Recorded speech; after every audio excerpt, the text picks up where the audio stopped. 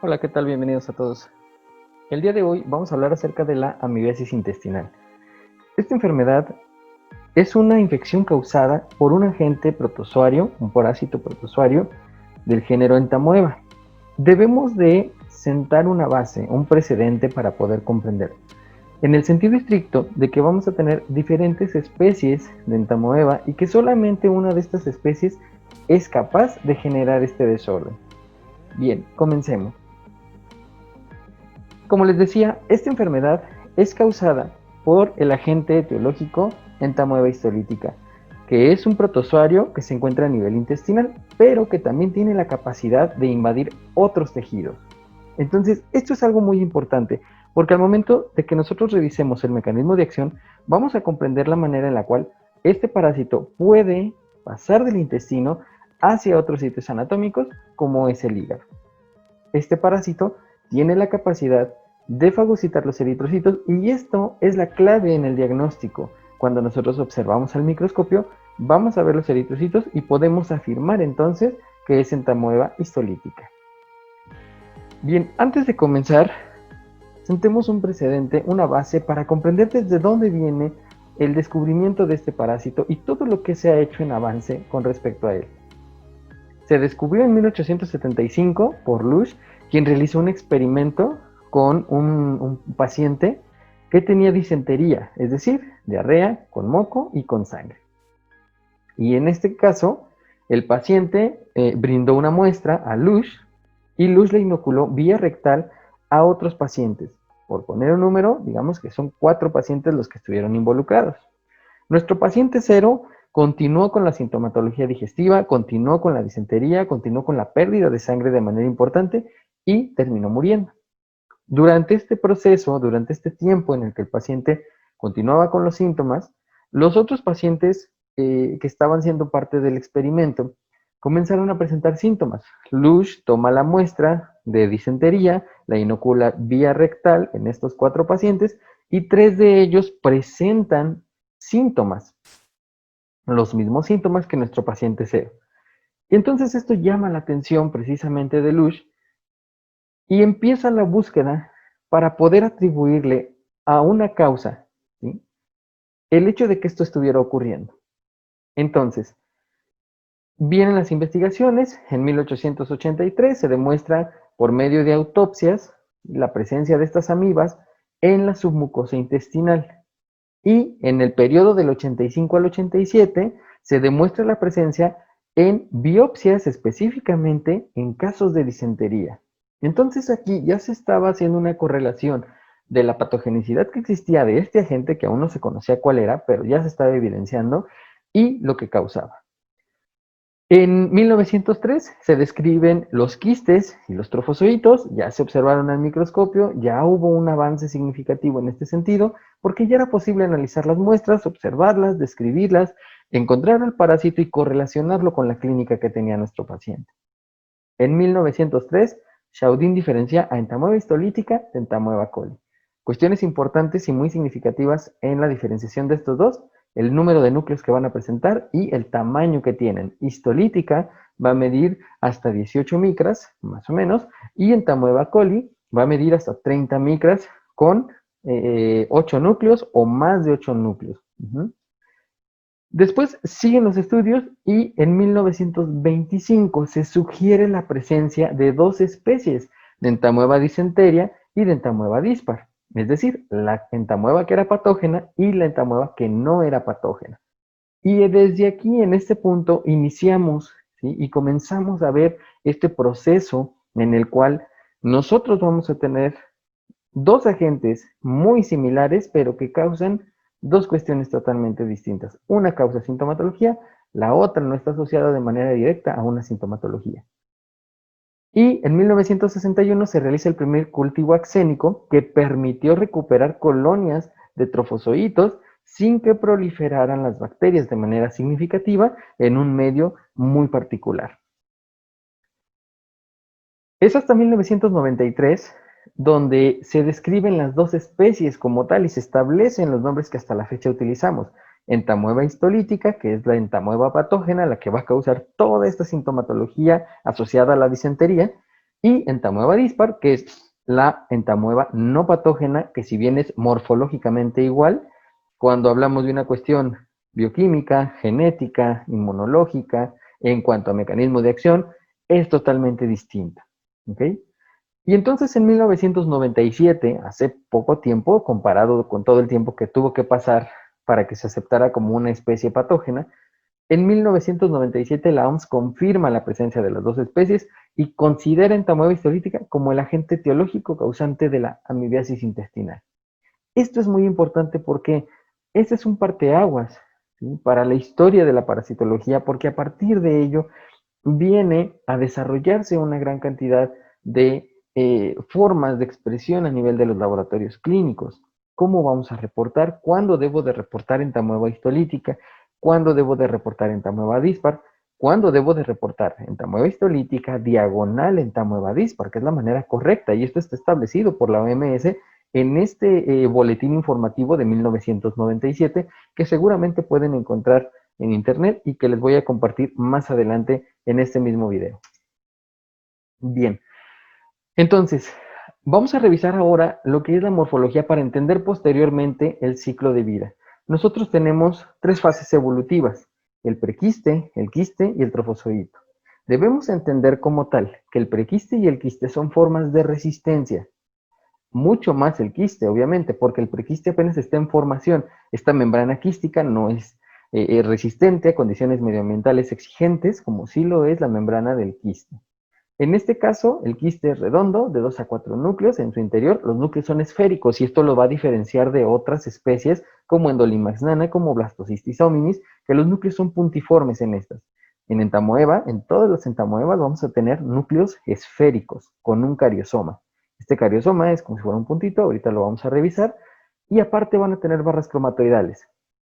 El trofozoito, por su parte, puede medir hasta 40 micras y puede emitir un pseudópodo amplio, hialino y transparente. Y entonces puede llegar a fagocitar, por el mecanismo de acción, los eritrocitos, y los vamos a ver en el interior. Vamos a ver vacuolas digestivas también, que en algunas ocasiones no se van a teñir porque ya tienen un contenido dentro y el colorante no alcanza a ingresar. Aquí están las imágenes. Vemos precisamente lo que tenemos aquí es un prequiste y veamos aquí la vacuola que tiene, que es una gran vacuola de glucógeno que no se está tiñendo, el colorante no está logrando entrar aquí, sí entra al parásito. Y recuerden que cuando utilizamos colorantes, lo que queremos es realzar las características morfológicas de nuestro microorganismo. En este caso, me importa tal vez observar el núcleo, la membrana nuclear, la membrana celular, si hay alguna inclusión citoplasmática o alguna barra cromatoidal, etc. Vemos los núcleos tanto en el quiste, en el prequiste y en el trofozoito, como el núcleo sigue siendo esférico en las tres fases, no cambia, es esférico con un cariosoma central. Es muy importante hacer la diferencia y observar todos estos detalles en nuestros parásitos, porque si nosotros observamos esta vacuola, podemos decir es que es una gran vacuola, como la que tiene Blastocystis. Sí, pero la diferencia entre Blastocystis y el prequiste de la entamoeba va a radicar precisamente en la forma, tamaño de nuestro núcleo. En este caso es esférica, en Blastocystis es puntiforme y está a la periferia. ¿Ok? Bien, aquí tenemos el quiste, vemos cómo tiene una membrana gruesa. Esta membrana gruesa es formada por carbohidratos, por polisacáridos, de manera muy importante, muy diversa, y que le van a dar esta firmeza, esta resistencia ante las condiciones del medio ambiente. Tenemos ahora el trofozoito. Aquí vemos el pseudópodo amplio, vemos hialino, vemos que está más claro que esta zona que tenemos por acá. Vemos aquí un puntito, una mancha negra que está ahí, una mancha más oscura. Bueno, ese es el eritrocito. Cuestiones importantísimas. Al observar al microscopio, debemos nosotros de mover el tornillo micrométrico. Si yo lo hago de esta manera, estoy observando un cuerpo voluminoso, no estoy observando un cuerpo en dos dimensiones. Por lo tanto, debo de tener cuidado en eso cuando observo al microscopio, ¿sí? El mover el tornillo micrométrico me va a ayudar y me va a dar la pauta a observar todo lo que está en el volumen, en este caso todo lo que está en la altura de este trofozoito. Aquí tenemos más ejemplos de los prequistes de entamoeba histolítica. entamoeba dispar. Vean, aquí está la vacuola. Y algo importante es, como yo no puedo diferenciar el quiste de entamoeba histolítica del quiste de entamoeba dispar, yo lo debo de reportar como quiste de entamoeba histolítica diagonal entamoeba dispar. Y esto es algo que les decía, está establecido por este boletín informativo por la OMS desde 1997 y es algo que debemos de respetar. Veremos más adelante cuál es la importancia de reportarlo de esta manera. Implica una cuestión totalmente epidemiológica. El hecho de que si yo veo este tipo de formas evolutivas, yo voy a poder impactar directamente en las cifras. Si yo solo lo reporto como histolítica, yo voy a impactar en las cifras de cuántos pacientes me están dando positivos en entamoeba histolítica y que en realidad tal vez no lo son. Tal vez es entamoeba dispar lo que tienen, pero no lo puedo saber porque morfológicamente son iguales. Ese es un grave problema que existe en algunos laboratorios. Entonces, el cambiar este paradigma es algo que debemos hacer en el día a día. ¿Cuesta trabajo? Sí. Cuesta trabajo cuando tenemos una cultura encaminada ya a realizarlo de esta manera, pero es algo que podemos realizar y se puede hacer sin ningún problema. Tenemos aquí la foto, la microscopía de los trofozoitos y vemos precisamente cómo van a tener su canal fagocítico por el que va a entrar o van a fagocitar los eritrocitos, el estoma, que es esta estructura precisamente que va a ser capaz de generar este canal fagocítico, los filopodios, que son ampliaciones o extensiones de la membrana celular, que con esto van a empezar a palpar el entorno. ¿Okay? De aquí se van a desprender los pseudópodos y mi parásito se va a poder desplazar. Recuerden, y es algo muy importante recordarlo, el quiste es mi forma invasiva, el trofozoito es mi forma infectante. ¿Ok? Perdón, al revés. El quiste es mi forma infectante y el trofozoito es mi forma invasiva. ¿Por qué es invasivo? Porque puede multiplicarse, puede moverse, puede nutrirse. ¿Ok? Entonces, el quiste es la forma infectante y el trofozoito es la forma invasiva. Vemos aquí otra microscopía y vean cómo lo que les mencionaba es un cuerpo voluminoso, no es un cuerpo plano, ¿sí? No es un cuerpo en dos dimensiones, es un cuerpo que tiene altura, que tiene un largo, un ancho específico y que entonces eso es lo que podemos observar en el microscopio. Bien, ahora hablemos del ciclo de vida. Cuestión muy importante para entender toda la patología, la patogenia, las manifestaciones clínicas que ocurren en mi paciente es entender el ciclo de vida. Entendiendo yo la morfología, entiendo perfectamente la secuencia que voy a tener en el ciclo de vida y voy haciendo una integración del conocimiento. Hay que entender, como les decía, que el quiste es nuestra forma infectante. ¿Este quiste dónde se va a encontrar? Se va a encontrar en la materia fecal que proviene de pacientes que están infectados precisamente con este parásito. Pueden ser pacientes sintomáticos o pacientes asintomáticos. Entonces, el problema radica en que si yo soy un preparador de alimentos y no tengo una buena higiene al momento de ir a evacuar, ir a defecar, no me lavo bien las manos, me llevo los quistes en las manos, en las uñas y preparo los alimentos, voy a generar una diseminación. Si estos quistes son quistes maduros, es decir, que tienen 4 núcleos, voy a poder tener la probabilidad de, o voy a incrementar la probabilidad de que mi paciente o de que mi huésped se parasite. ¿Okay? Los quistes entran por la boca, su vía de infección es vía oral, la forma infectante es el quiste tetranucleado maduro y el mecanismo de infección es ingesta de quistes de entamoeba histolítica. ¿Ok? Bien, entonces, cuando el quiste ingresa, hay que recordar que nosotros tenemos barreras inmunológicas y barreras no inmunológicas que nos protegen, ¿sí? Barreras de defensa que nos van a proteger.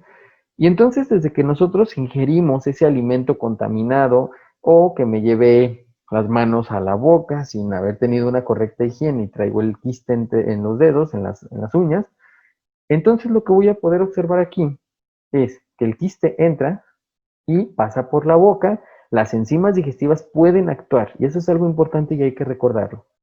Las enzimas digestivas de la boca, como la amilasa, como la dextrinasa, pueden actuar a este nivel y empezar a degradar membrana quística. Recuerden, la membrana quística al final de cuentas tiene polisacáridos que pueden ser capaces de ser, que pueden ser, perdón, susceptibles de degradarse por medio de estas enzimas. ¿Ok? Cuando el quiste pasa a la boca, llega al esófago, cae al estómago. En el estómago tenemos un pH ácido de entre 2 y 3, y entonces este pH contribuye al reblandecimiento de las membranas. La membrana se va a reblandecer y va a cambiar en el sentido estricto de la consistencia. Ya no va a ser una membrana rígida, va a ser una membrana laxa, una membrana moldeable, porque lo que necesitamos es que cuando esto cambia, se forma nuestro trofozoito metacíclico, es decir, una forma móvil, ¿sí? Y lo veíamos en las imágenes anteriores. La membrana del quiste es totalmente diferente a la membrana del trofozoito. Son membranas que a la simple vista podemos ver que tienen una rigidez totalmente distinta. Entonces, a nivel de duodeno, a nivel del intestino delgado, vamos a ver nosotros la duplicación nuclear de cada uno de estos quistes. Si mi quiste tetranucleado llegó hasta el duodeno, entonces ahora en este nivel, con este cambio de pH, de venir de un pH de 2 a 3 y luego cambiar a un pH más alcalino a nivel de duodeno, voy a generar una señalización interna en el parásito, voy a duplicar los núcleos y voy a formar el trofozoito metacíclico. El trofozoito metacíclico es este que tenemos aquí, y vean cómo está. Mi quiste tetranucleado, se reblandeció la membrana y se formó el trofozoito y se multiplicaron los núcleos. Cuando yo tengo esto, todavía no estoy entrando a una fase de invasión, todavía no entro en una fase patente donde yo puedo observar sintomatología. Entonces, ¿qué va a ocurrir? Cada uno de los núcleos se va a rodear de citoplasma, se va a rodear de membrana y se van a formar los trofozoitos que ahora sí tienen la capacidad de generar un proceso invasivo. ¿Ok? Entonces el trofozoito, que tiene un solo núcleo, se va a poder dividir por fisión binaria tantas veces como el medio se lo permita, como las condiciones se lo permitan. Si tenemos un medio intestinal a este nivel de duodeno, a nivel de intestino delgado, si tenemos un medio muy rico en nutrientes, pues el parásito se va a estar alimentando. Recuerden ustedes que un parásito es este agente que se alimenta de otro, ¿sí? De otro ser vivo, vive en el otro ser vivo, le causa un daño al otro ser vivo. Entonces, desde aquí empezamos a ver esa aplicación de la definición de qué es un parásito. Y entonces el trofozoito, que se divide por división binaria, puede volver a dividirse tantas veces como el medio lo permita, y otra vez se va a dividir. Y entonces el crecimiento poblacional de los trofozoitos a nivel intestinal puede ser exponencial. Dependerá totalmente de las características nutrimentales que tenga mi paciente, de las características inmunológicas que presente mi paciente y de estas barreras físicas que nosotros podamos emplear como defensa. Por ejemplo, la mucina. El moco es una defensa natural. ¿Qué es lo que hace? Básicamente, y para entenderlo, el moco impide que el trofozoito se pegue a la mucosa y pueda generar un daño, ¿sí? Entonces, eso es algo que también debemos nosotros de considerar. Ahora, el peristaltismo, la falta de nutrientes, van a hacer que el parásito, que el trofozoito, que es la forma móvil, avance, en el sentido estricto, avance hacia intestino grueso. Y a nivel del colon, nosotros lo que vamos a ver es un enquistamiento. Vamos a ver la formación del prequiste. ¿Y esto por qué se da? Porque se acaban los nutrientes. Recordemos que en el intestino delgado es el sitio donde se absorbe la mayor cantidad de nutrientes. Entonces tiene que haber una gran cantidad de nutrientes a este nivel. Ahora, cuando llegamos al colon, lo que nosotros vamos a poder observar es que ya no hay una absorción de nutrientes tan elevada, porque a este nivel también ya no debería de existir una cantidad tan elevada de nutrientes. Entonces, aquí se reabsorbe agua, aquí se reabsorben algunos electrolitos, ¿sí? Y en el sentido estricto, esto ya no es significativo para nuestro parásito, ya no es tan útil. ¿Sí? Él necesita carbohidratos, él necesita lípidos, y esos ya se quedaron arriba en el intestino delgado. Bien, entonces cuando el parásito detecta que hay una baja en la concentración de los nutrientes a nivel del colon, es una señal para él, para decir, ¿sabes qué? Vamos de salida, vamos a empezar a prepararnos porque ya vamos a salir de este sitio, de este huésped. Entonces empieza ese proceso de enquistamiento, la transformación ahora de esta membrana laxa o maleable que decíamos, a una membrana gruesa que va a formar el quiste.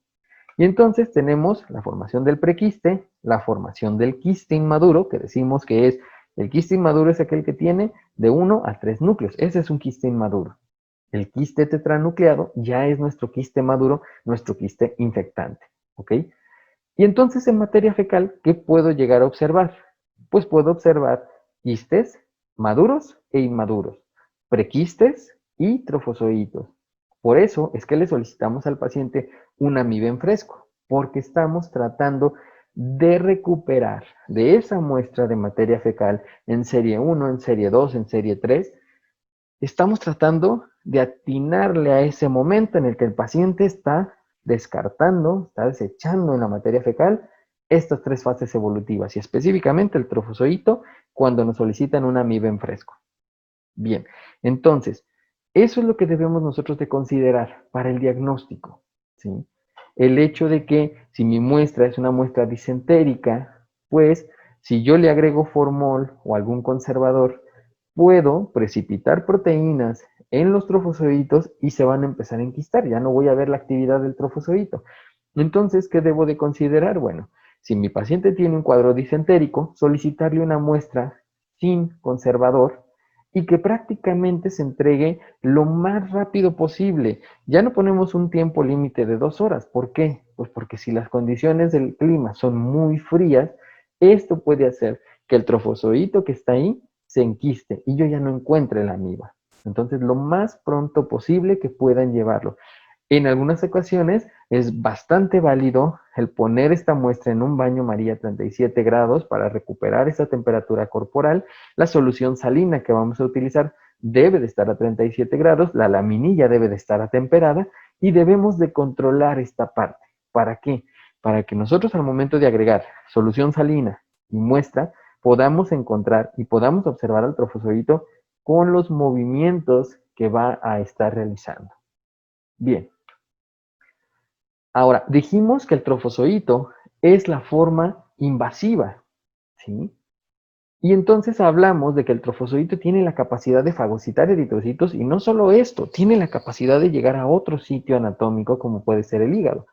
¿Cómo es que realiza esto? Aquí ya vimos dónde está el trofozoito, entonces entendamos que específicamente en este punto es donde vamos a ver el mecanismo de acción. Ese mecanismo de acción está dirigido hacia las glándulas del Lieberkühn. Estas glándulas se encuentran dentro del intestino a nivel de nuestras microvellosidades y entonces aquí es donde precisamente vamos a generar este daño. ¿Ok? Nuestro ciclo de vida nos dice que vamos a tener un periodo prepatente de 2 a 4 días. ¿Qué quiere decir esto? Que desde que yo ingiero el quiste maduro, el quiste infectante, no voy a poder observar síntomas en ese periodo de tiempo, aunque el parásito esté generando ya un reblandecimiento de membranas, la producción de los trofozoitos metacíclicos, la producción de los trofozoitos normales, llamémosles así, la división binaria de los mismos, y estén comenzando a generar este mecanismo de acción que vamos a revisar a continuación. Pero no lo puedo ver porque todavía no hay un daño específico en el paciente y todavía esto no me genera sintomatología. Entonces, entre el tercer y quinto día, yo puedo empezar a ver sintomatología en mi paciente. Puede ser muy leve o puede ser elevada. ¿De qué va a depender esto? De la virulencia de nuestro parásito y de la carga parasitaria que tengamos. ¿Ok? Bien, entonces el proceso patogénico que se está generando a partir de esto tiene 4 principales mecanismos de daño a la mucosa. ¿Cómo es que se generan las úlceras, tan famosas úlceras en botón de camisa? ¿O cómo es que el parásito fagocita los eritrocitos? ¿O cómo es que llega al hígado? Bien, las 4 etapas de la patogenia las podemos definir como etapa 1, invasión a la mucosa. Etapa 2, los factores de virulencia de mi parásito para poder generar el daño. La etapa 3, la resistencia del huésped, la respuesta que vamos a tener ante este parásito. La etapa 4 y la última, la formación de úlceras, donde ya vemos la formación no solamente de las úlceras, sino también de invasión a otros tejidos y que en un momento lo vamos a señalar. Bien, tenemos entonces nosotros la invasión a la mucosa como la etapa 1. El trofozoito, ya lo decíamos, nuestra forma móvil, nuestra forma invasiva. El quiste solamente me sirvió para infectar, ¿sí? Esa es la función del quiste, vamos a infectar y entonces vamos después a generar el trofozoito. Bien, el trofozoito va a llegar al lumen intestinal, se va a desarrollar aquí, se va a empezar a alimentar de los nutrientes que estén aquí y va a expresar lectina de adherencia.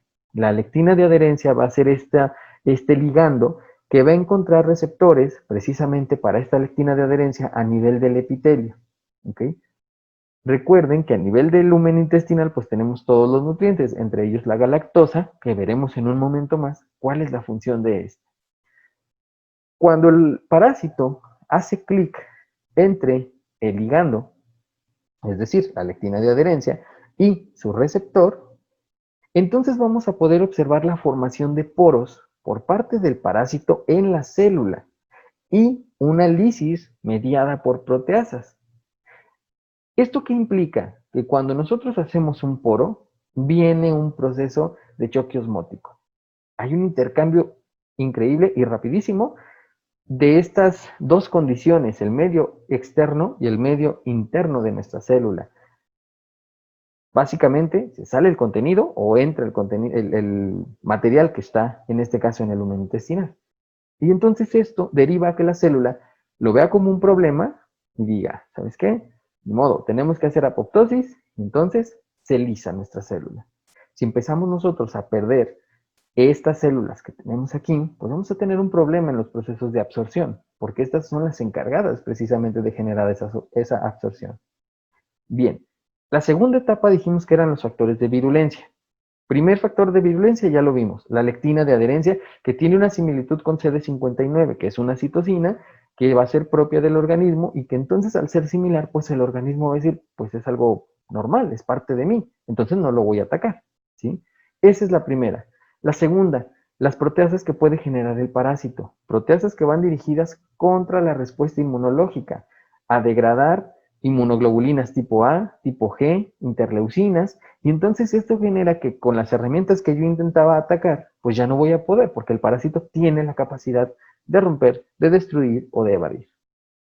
Y finalmente, el ameboporo que se va a generar a partir de esta unión del receptor de la lectina y de la lectina.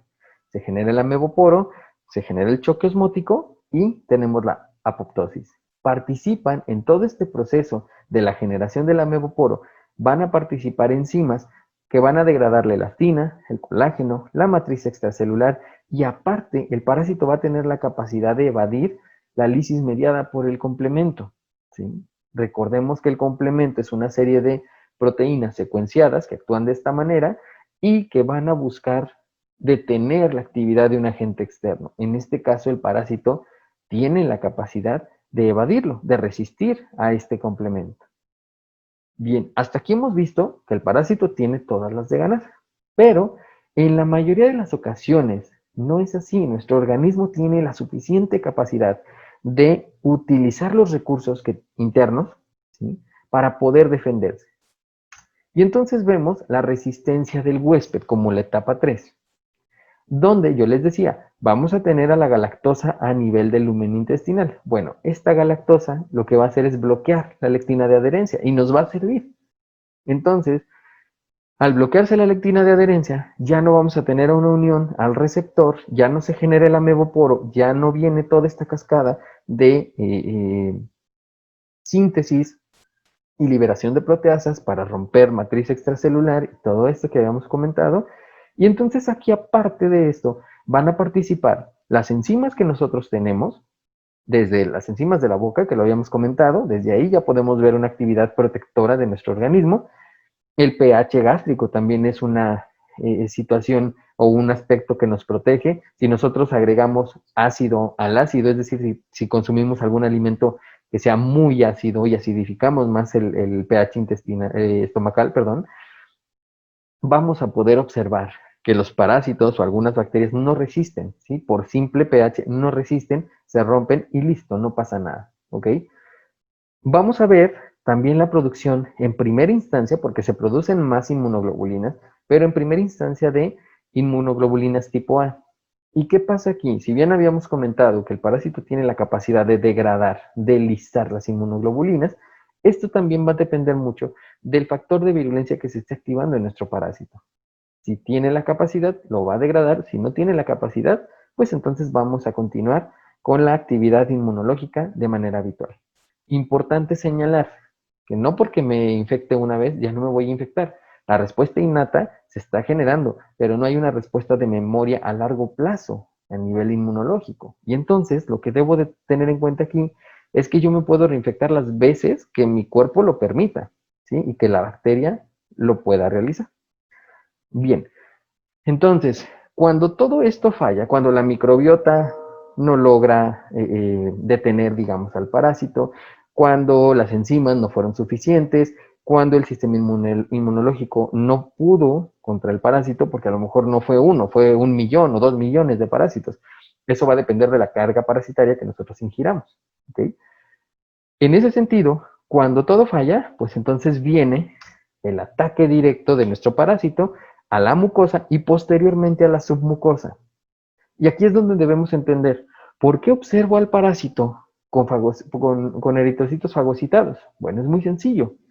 Hay que recordar que toda esta capa del intestino, todo este conjunto de células que tenemos aquí, pues están irrigadas, están vascularizadas. Tiene que llegar sangre a este nivel. ¿Y qué pasa? Si yo hago clic con la lectina de adherencia, si yo genero el ameboporo y después genero apoptosis, rompo puentes celulares, degrado la matriz extracelular y la unión, perdón, la vascularización que yo tengo aquí, pues es como si un tubo se quedara al descubierto, como si dejáramos una manguera abierta en el jardín. Y entonces, ¿qué va a pasar? Pues el líquido se va a tirar, en este caso, la sangre. Los eritrocitos se van a empezar a tirar hacia el lumen intestinal. Y entonces es aquí donde el parásito detecta por quimiotaxis al eritrocito, lo fagocita y se alimenta de él. Y entonces vemos un mecanismo de acción mecánico, porque ya estamos generando una ocupación de espacio. Vemos un mecanismo de acción bioquímico por las enzimas que está generando el parásito y por las proteínas que está generando y haciendo clic con ese receptor que es de nosotros, de los huéspedes. Vemos un mecanismo expoliativo, porque el parásito se está alimentando de los elementos propios del huésped, en este caso de los eritrocitos. ¿Ok? Entonces, debemos de considerar también esa parte y es algo muy importante. Bien, ahora, de la mucosa vamos a empezar a ver la degradación. Primero el parásito tiene la capacidad de degradar a nivel superficial. ¿Qué quiere decir esto? Que a partir de enzimas como la hialuronidasa, la gelatinasa y todas estas proteasas que habíamos mencionado con anterioridad, vamos a ver la ruptura de esta célula que tenemos aquí, esta otra célula que tenemos por acá, y todas las que están a nivel del lumen intestinal son las primeras que empiezan a degradarse. Una vez que degradamos esta capa más superficial, pues nos vamos a profundidad. ¿Sí? El parásito avanza a la submucosa y empieza a generar el mismo daño. ¿Cómo es que el parásito llega al hígado o a otro órgano? Normalmente lo vamos a ver en hígado, ¿sí? ¿Cómo es que llega aquí? Bueno, cuando pasa a la submucosa, recuerden que el calibre de los vasos sanguíneos pues tiene que ir aumentando.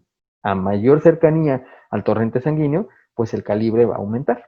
Entonces, cuando llega a este nivel o sigue avanzando más allá y más allá de estas células que tenemos en la submucosa, puede encontrar en algún momento esta tubería de la que hablábamos y entrar por ahí.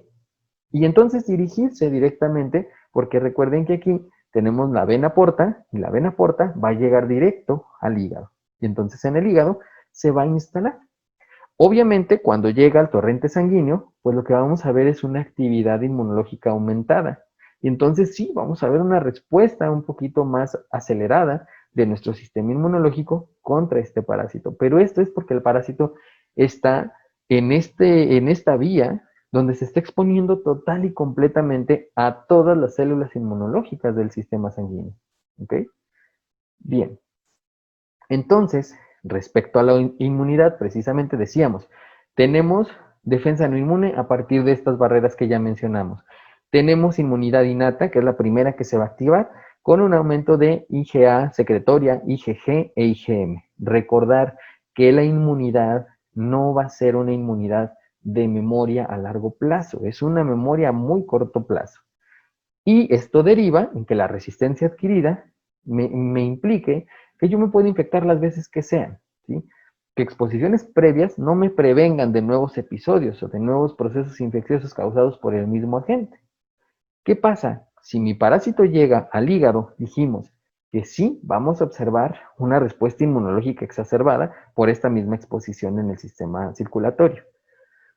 Y entonces, cuando tenemos la producción de un absceso hepático por un parásito de este tipo, por una amiba de este tipo, entonces sí veo un ligero incremento de la inmunogenicidad a un mayor plazo. Sin embargo, después de algún tiempo, puedo volver a reinfectarme. Ahora, una cuestión importante y curiosa es que si el parásito se encuentra a nivel del hígado, rara vez vamos a poder observarlo en materia fecal y viceversa. Si lo tengo en materia fecal, rara vez lo vemos en el hígado. ¿Y esto por qué puede ser? La posible razón es que la actividad inmunológica está impidiendo o favoreciendo la instalación en un sitio o en el otro. ¿Qué quiere decir? Que si lo tengo en hígado, ya se expuso y entonces exacerbé la respuesta inmunológica. Y por lo tanto, pues la respuesta está exacerbada, los anticuerpos están produciéndose de manera importante y esos anticuerpos van a estar también a nivel orgánico y van a poder, vaya, en el sentido estricto, si llegamos hasta el intestino, pues van a estar ahí, en los vasos, van a estar en la parte de la irrigación, cuidando y protegiendo y resguardando que no llegue ningún otro parásito y se instale ahí. Por otro lado, si solo está a nivel intestinal, pues no hay una activación en el sistema circulatorio y por lo tanto la respuesta inmunológica tiende a ser más baja. ¿Ok? Bien, ahora, en cuanto a la inmunidad celular, vamos a poder observar la producción de ciertas citocinas por parte de los linfocitos que nos van a brindar la capacidad de activar los macrófagos y que los macrófagos entonces puedan atacar a los trofozoitos. Hay que tener cuidado también cuando nosotros utilizamos algún tratamiento inmunosupresor en un paciente que esté parasitado por este agente. ¿Por qué? Porque el inmunosupresor, y lo sabemos, y la misma palabra nos lo dice, va a deprimir la respuesta inmune. Y si no hay respuesta inmune y tengo el parásito, pues entonces el parásito tiene todas las de ganar. ¿De acuerdo? Bien. Entonces, ¿qué podemos observar en la patología? Una vez que entendemos este mecanismo de acción, el cómo se genera la entrada, ¿sí? El cómo se genera la multiplicación del parásito, el cómo se genera la instalación del parásito a nivel de las glándulas del Lieberkühn o de la mucosa y la submucosa, podemos entender que las lesiones iniciales de esto pues van a ser úlceras superficiales. Y lo decíamos, el parásito primero va a empezar a romper a nivel superficial. Después se va a ir a profundidad. ¿Ok? Y es cuando ya vemos las úlceras como lesiones excavadas, con bordes nítidos, prominentes, que pueden medir incluso centímetros. Y entonces esto puede derivar en un desprendimiento importante de la mucosa y en una colitis amebiana fulminante. ¿Qué más podemos observar? Obviamente podemos ver inflamación por la quimiotaxis de los neutrófilos que van a llegar a este sitio, van a liberar ciertas sustancias, histaminas, bradicininas, prostaglandinas, que van a favorecer todo este proceso de la inflamación. Podemos ver trombosis y podemos ver una poca proliferación del tejido conectivo y ausencia de cicatrices. ¿Okay? Solamente hay una inflamación. Pero ¿qué más podemos ver? Y ya entendemos el por qué. Podemos ver perforación a nivel del colon, a nivel del ciego, a nivel del sigmoides. Y esto, cuando se genera una perforación, pues obviamente que le damos cabida a que la microbiota normal que está en el sitio, pues pueda migrar también. Y entonces si la microbiota migra, pues en el intestino nos hace bien. Es bueno tener la microbiota en el intestino. Pero si la microbiota viaja al peritoneo, pues entonces ya tenemos una peritonitis séptica, ¿sí? Entonces, hay que considerar que esta parte puede pasar. Si hay fístulas, pues también es exactamente lo mismo, que se genere una fístula del intestino al peritoneo y que esto genere una cuestión séptica. Y podemos observar ciertas perforaciones a nivel de nuestro intestino y obviamente que esto puede llegar a causar la muerte. La muerte puede causarse directamente por la pérdida de sangre tan importante que podemos tener con este parásito o bien por las complicaciones derivadas de la parasitosis. Podemos observar también los amebomas que a veces se confunden con tumores. Entonces, al momento de extirparlos, pues nos damos cuenta que no era un tumor, sino que era un granuloma amebiano. ¿Ok? Pueden medir hasta 30 centímetros. Entonces, en un estudio imagenológico, cuando los vamos a observar, pues es lógico pensarlo, ¿sí? ¿Qué debo de hacer aquí? Debo de conocer la historia clínica de mi paciente, cuáles son los factores de riesgo, cuál es la etiología más probable que tiene mi paciente, para poder discernir puede ser o no puedo ser, y me puedo apoyar por estudios de gabinete, por estudios de laboratorio, que me ayuden a orientar este diagnóstico de manera importante. Aquí vemos un ejemplo, ¿sí?, de cómo entra el parásito a formar las úlceras en forma de botón de camisa. Vean, aquí está nuestro trofozoito, cómo va primero perforando, perdón, rompiendo a nivel superficial y luego va hacia profundidad. Incluso aquí nos lo señala hacia la parte de la submucosa. Podemos ver también cuestiones necróticas. ¿Por qué? Y lo decíamos hace un momento. Si yo lo que voy a hacer es romper vasos sanguíneos, ¿sí?, o conexiones de vasos sanguíneos a nivel intestinal por la misma perforación que está generando el parásito, pues con toda razón voy a ver que ya no llega suficiente oxígeno, ya no se irriga correctamente el tejido, pues empieza a morir y vemos el proceso de necrosis. Aquí vemos una histología, un corte histológico de ese tejido intestinal y vemos cómo el parásito, aquí está, llegó primero a este nivel, a la parte superficial y luego entró y luego empezó como a excavar. ¿Sí? Esto es algo característico. Así se forman las úlceras en botón de camisa.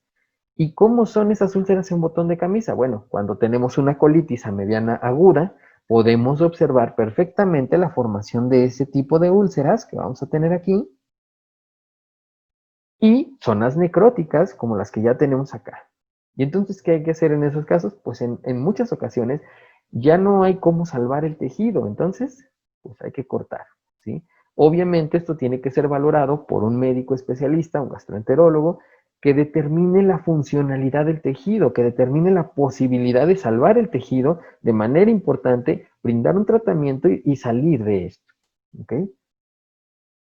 ¿Qué otra cosa podemos entender en cuanto a las manifestaciones clínicas? Bueno, pues que vamos a tener pacientes asintomáticos, ¿sí? Y entendemos perfectamente el contexto de un paciente asintomático, pues es aquel que va a tener el parásito, pero que no va a presentar sintomatología. Y hay que tener mucho cuidado con estos pacientes, porque como no sé que lo tengo, pues puede que yo no me cuide. Entonces no me lavo bien las manos, defeco a ras de suelo, tengo malos hábitos higiénicos, etcétera, ¿sí? Y entonces esto implica que se transmita, que se disemine este tipo de agentes a la población susceptible y entonces vemos el otro lado de la moneda, donde ya tengo pacientes con colitis amebiana disentérica, es decir, con diarrea, con moco y sangre, o colitis amebiana no disentérica, con dolor tipo cólico, con diarrea, perdón, pero sin sangre, sin moco, solo diarrea y síntomas digestivos.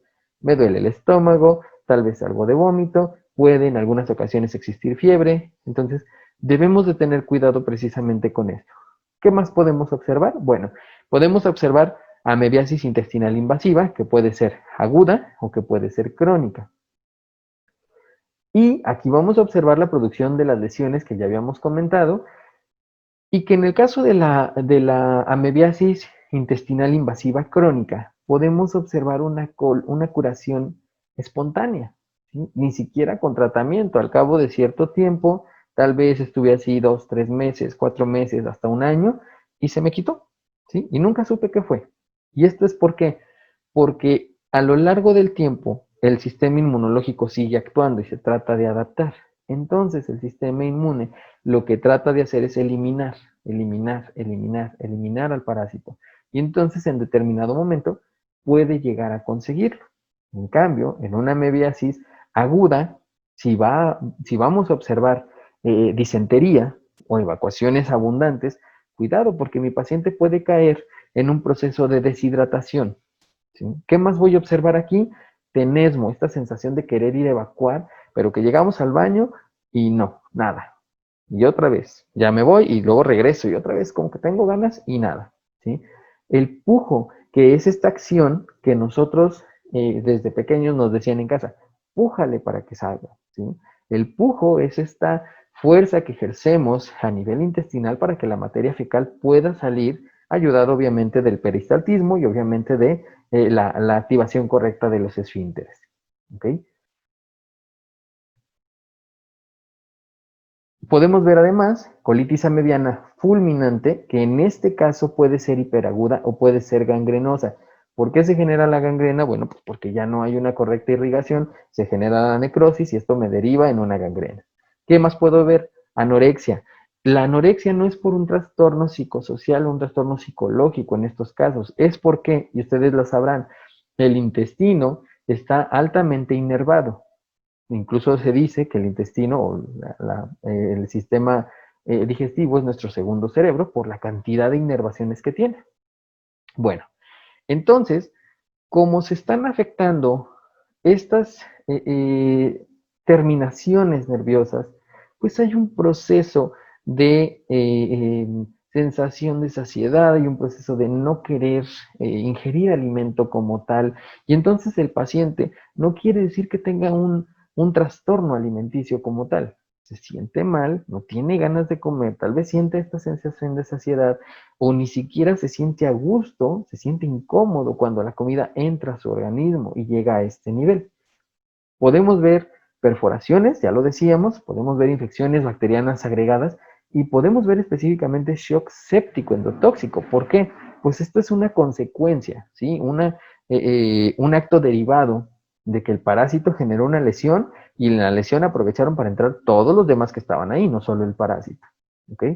Y bueno, ya lo mencionábamos, colitis amebiana disentérica que va a tener todo esto que podemos ver aquí y diarrea con moco y sangre.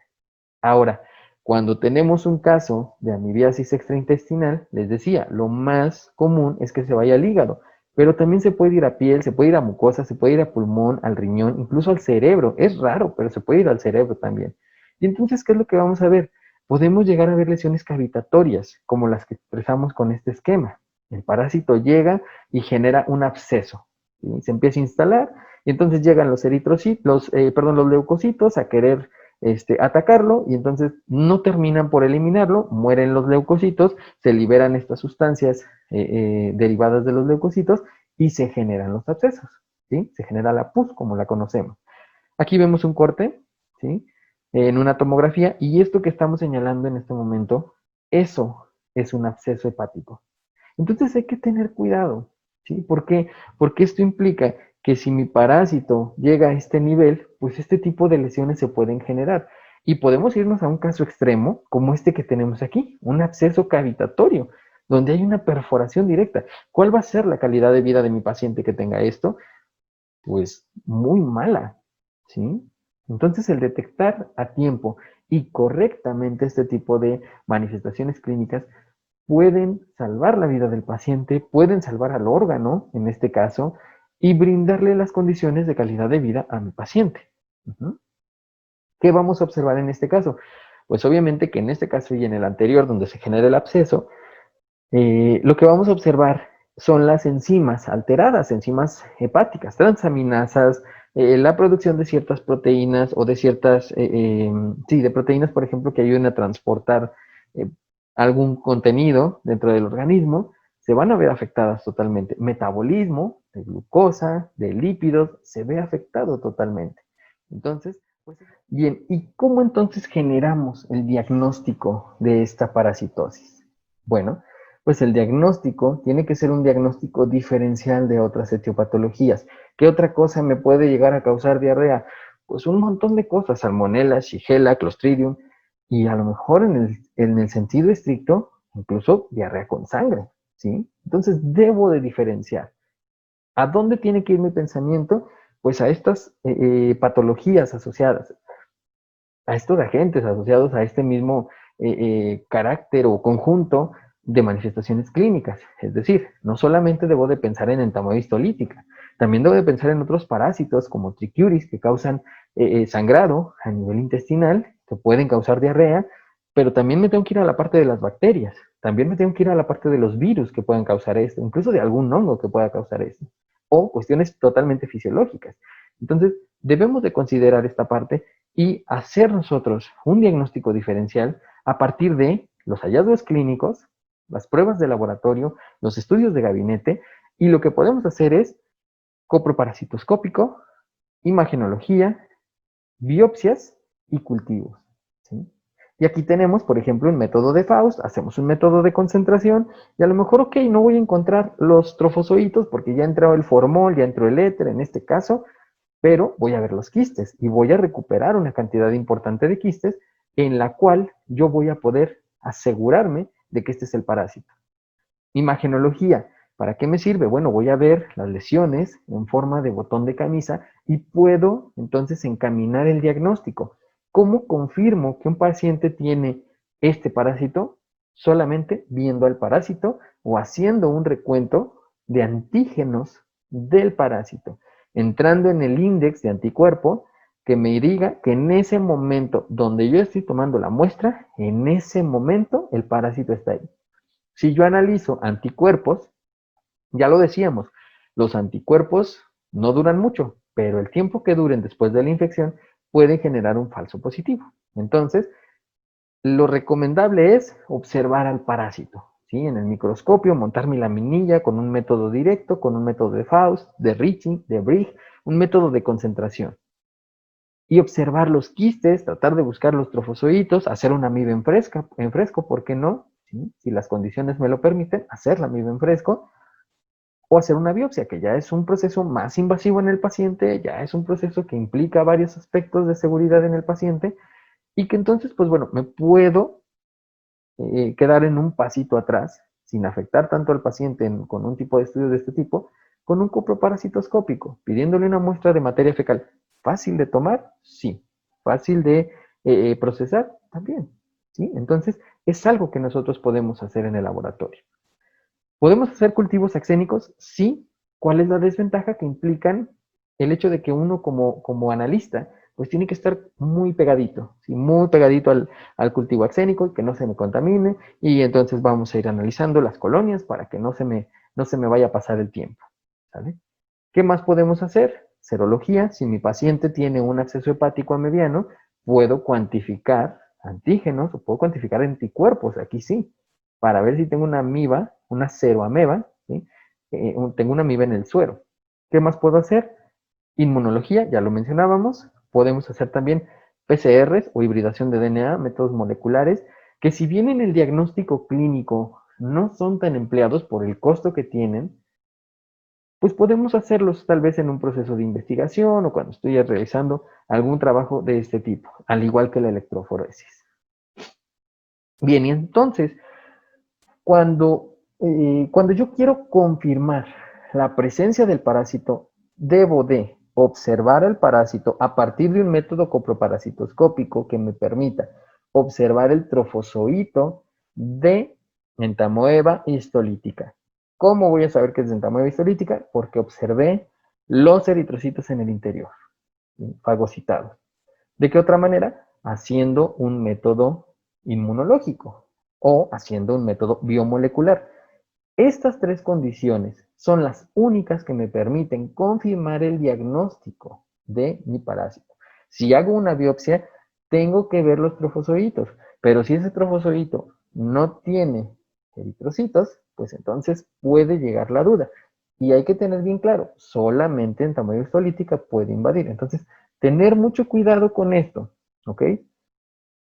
Ahora, si yo lo que observo es un trofozoito en la materia fecal, en mi método coproparasitoscópico al momento de ver al microscopio, pero no le veo eritrocitos, Entonces no voy a poder diferenciar de las otras especies, Harmani, Polecki, Coli, y entonces lo debo de reportar como se observaron trofozoitos de Entamoeba sp. Y el médico debe de considerar esto aunado a la clínica que tenga mi paciente. Ok, tiene diarrea, pero no hay moco, no hay sangre. Vamos a tomarlo con reserva, vamos a ver en otro estudio, vamos a dirigir un tratamiento no tan agresivo. Entonces, vamos viendo cómo avanza mi paciente. ¿Ok? Y recuérdenlo, solamente vamos a poder reportar entamoeba histolítica cuando observemos al trofozoito con los eritrocitos fagocitados. ¿Okay? Solamente en esas circunstancias.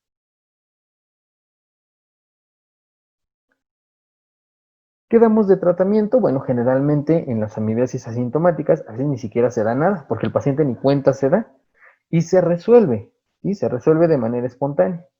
Pero si nosotros vemos una amibiasis moderada o severa, y esto va en relación totalmente con los síntomas, no podemos hacer una cuantificación, pero hacemos una relación directamente con los síntomas, pues podemos utilizar metronidazol, que es el tratamiento de primera línea, podemos utilizar la parabomicina, ¿sí? Podemos utilizar el yodoquinol, y entonces, pues esto genera en el paciente cierto efecto secundario, sobre todo el metronidazol. Si alguien de ustedes lo ha tomado, no me dejará mentir. El metronidazol es buenísimo, como un antiparasitario es buenísimo, pero los efectos secundarios que presenta mi paciente por ingerir este medicamento pueden ser terribles, pueden ser insoportables, y entonces nos ponemos frente a un problema del apego a la farmacoterapéutica. ¿Qué tanto se va a tomar mi paciente? ¿Sí? Aunque yo diga, bueno, es que son 3 días o 7 días. Ujú. Pues a lo mejor no aguanto ni el segundo. Ya lo dejé. Entonces, el médico también debe de pensar en esa parte. ¿Cuáles son los efectos adversos? ¿Sí? O los efectos secundarios de este medicamento? Y si mi paciente es capaz de soportarlo. Obviamente, comentarle al paciente, ¿sabes qué? Pues te va a dar vómito, te va a dar diarrea. Oye, pero pues ya tengo diarrea y me va a dar aparte vómito con el medicamento. Sí, es un efecto secundario. Y es el riesgo-beneficio que implica administrarlo. Bien, yo les decía que es muy importante el hecho de que nosotros reportemos como entamoeba histolítica diagonal entamoeba dispar. ¿Por qué? Porque de todos los pacientes que van a llegar a mi laboratorio y que les voy a diagnosticar esto, porque ya lo vi al microscopio, vi el quiste con sus 4 núcleos o con menos de 4, con las barras cromatoidales en forma roma, de forma circular, con esta membrana gruesa, ya los vi. ¿Sí? Y entonces lo voy a reportar a todos como entamoeba histolítica diagonal entamoeba dispar. Bueno, solamente de esta población, solamente del 1 al 4% va a corresponder a histolítica. Y solamente el 10% de esta pequeña población va a ser sintomática. Entonces, ahí se dirige el tratamiento. Cuando nosotros le reportamos al médico, se observaron quistes de entamoeba histolítica y nada más hasta ahí, el médico va a decir, ok, aquí hay una amibiasis, ¿sí? Porque el médico confía en lo que nosotros vamos a reportar. Y entonces, este 1 a 4% se va a aumentar y el 10% se va a aumentar. Y resulta de que no, resulta de que este 96% al que le estamos robando un porcentaje, pues era entamoeba dispar, ¿sí? La prevalencia de esta parasitosis es relativamente baja, pero hay que cuidar que estas cifras no aumenten, no generar una alerta y cuidar precisamente reportar de manera correcta para que no aumente. Bien, vamos a tener alrededor de 50 millones de casos al año y 50,000 muertes al año. En México, la cifra más frecuente varía entre el 10 y el 20%. Pero las pruebas serológicas nos arrojan un valor alrededor del 10% y empata con lo que vemos en la parte de arriba. ¿Sí? Entonces, cuiden mucho esa parte del cómo reportarlo. Hay que reportarlo completo. No es algo que diga yo, es algo que la OMS nos marca. Y esto tiene que ver con la lógica de decir, si dos cosas son iguales morfológicamente hablando, pues no puedo avanzar más. En un método microscópico no puedo avanzar más. No sé si tienen tal proteína como la lectina de adherencia o no la tienen, o pueden producir proteasas o no las puede producir. Entonces, como no lo sé, debo de reportar completo. ¿Ok? ¿Qué podemos hacer para prevenir esta parasitosis? Sencillo. Todo lo que tiene que ver con cuestiones de sanidad, campañas de salud, educación al paciente, el lavado de manos frecuente y correcto, ¿sí? Lavado de manos, no alcoholado de manos, ¿sí? ¿Por qué? Porque en este caso el jabón va a romper membranas y aparte el tallado mecánico realizado correctamente por los 12 pasos, pues también nos va a ayudar a eliminar estas formas parasitarias. Tener una educación adecuada en los pacientes o en las poblaciones que utilizan letrinas o que utilizan este tipo de sitios para defecar. ¿Cómo se debe de tratar una letrina? ¿Cuándo debo de ponerle un desecante como puede ser cal o puede ser otro tipo de desecante? ¿Sí? ¿En qué momento debo de clausurarla? ¿Cómo debo de hacerla? ¿Cómo debo de evitar que esta letrina sea una fuente de diseminación, no solamente para mí, para mi familia y para todos los que están más allá de mi domicilio? Obviamente, pues cuidar estos factores de riesgo, ¿sí? Sabemos que las condiciones precarias muchas veces obligan a este tipo de acciones a los pacientes, pero es algo que debemos de concientizar mucho a la población, el hecho de que cocinen con agua que esté previamente hervida, que esté limpia, obviamente, de tener la mayor posibilidad de limpieza en casa y disminuir esta y muchas otras enfermedades que conocemos. Que el tratamiento residual sea adecuado, que las condiciones medioambientales sean adecuadas para el desarrollo óptimo de la población. Consumir alimentos que estén en buen estado, ¿sí? Si nos vamos a comer a la calle, pues bueno, ¿qué probabilidad tenemos de enfermarnos? No solamente por histolítica, por cualquier otro agente. Aumentan de manera importante, ¿ok? Y lavar las verduras, lavar las frutas, porque muchas veces ocurre esto que vemos en la otra imagen. Fecalismo a ras de suelo, cerca de los sembradíos, cerca de los cultivos, y entonces vamos al mercado y ahí nos estamos comiendo la fruta o la verdura, porque pues ya tengo hambre, y entonces ni siquiera está lavada, viene directa de la tierra y ya se diseminó. Y recuerden, los quistes tienen una capacidad de resistir en el medio ambiente aproximada de entre 2 a 3 meses. Entonces es un factor de riesgo altísimo, ¿sí? Porque pues si yo soy un paciente parasitado de esta parasitosis, defeco a ras de suelo y en 3 meses creció a lo mejor la zanahoria o creció la lechuga, o qué sé yo, ¿sí? Y entonces es lo que yo voy a consumir.